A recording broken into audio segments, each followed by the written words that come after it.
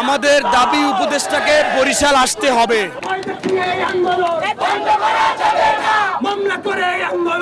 টানা 15 দিনের মতো চলছে স্বাস্থ্যখাত সংস্কারের দাবিতে 3 দফা দাবি আদায়ের জন্য বরিশাল ব্লকের কর্মসূচি।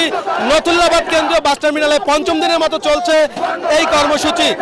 আজকে সকালে শের-ই-বাংলা মেডিকেল কলেজ হাসপাতালের যিনি পরিচালক তিনি সংবাদ সম্মেলন করেছেন। শিক্ষার্থীদের অনেক দাবি মেনে নেওয়া হয়েছে বলে তিনি জানিয়েছেন। তবে শিক্ষার্থীরা বলছেন স্বাস্থ্য উপদেষ্টা যতক্ষণ পর্যন্ত বরিশালে না আসবেন তারা এই ব্লকেট কর্মসূচি প্রত্যাহার করবেন না। স্বাস্থ্য খাতের সারা বাংলাদেশের অনিয়ম যতক্ষণ পর্যন্ত বন্ধ না হবে তারা এই কর্মসূচি পালিয়ে যাবেন।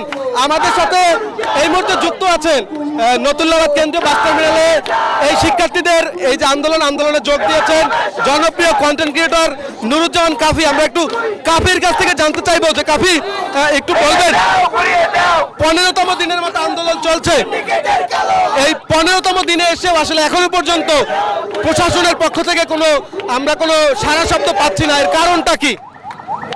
আমরা 15তম দিনে আছি। আমরা 24 ঘন্টার আলটিমেটাম দিয়েছিলাম, এখন পর্যন্ত তাদের কানে আমাদের কথা পৌঁছায় নাই। আমাদের দাবি উপদেষ্টাকে বরিশাল আসতে হবে।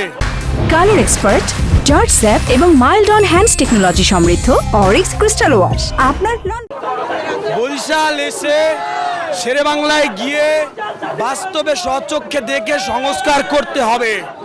উপদেষ্টা না আসা পর্যন্ত, সংস্কার না করা পর্যন্ত আমরা বরিশালের রাজপথ ছাড়ব না ইনশাআল্লাহ। গতকাল রাতে আন্দোলনকারীদের উপর দুর্বৃত্তের হামলা হয়েছে, এই ঘটনায় 8 জন আহত হয়েছে। আহতরা আজকে আন্দোলনে যোগ দিয়েছে, এত স্পৃহা কোথায় পাচ্ছে তারা? শুধু আহতরাই না, আমি তাদেরকে সম্মান জানাই, ভালোবাসা শ্রদ্ধা জানাই। এপাশে আপনি দেখবেন পলিটেকনিকের ভাইদের পরীক্ষা ছিল, তারা পরীক্ষা দিয়ে বাসায় না গিয়ে সরাসরি এখানে চলে এসেছে। এই আন্দোলন বরিশালবাসীর, এই আন্দোলন সারা বাংলাদেশের আপামর জনতার সবার। এই আন্দোলনে আমরা ব্যর্থ হব না। আসছে ফাগুন, আমরা হব আরো দ্বিগুণ। আমরা আমাদের দাবি আদায়ের সফল হয়ে রাজপথ ছাড়বো ইনশাআল্লাহ।